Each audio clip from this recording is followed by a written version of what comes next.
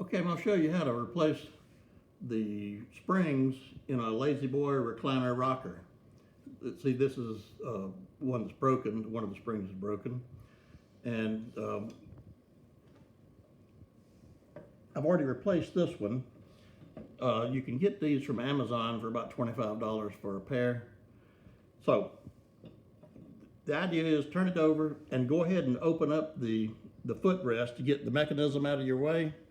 Take these 3 screws out, then take the top 3 screws out, remove the old one, put the new one in.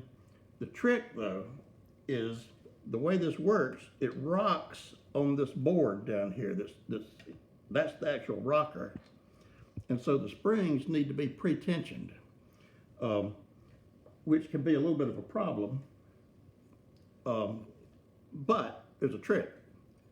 Take the spring, I just took a bolt with a nut, run it through the top, and tighten this down onto something so that it doesn't go through the other hole. I just had a block of wood or a handle. Tighten that down, and that expands the spring out. Install it, and then of course once you get it installed and the rocker's right, then just back this back out and take it away.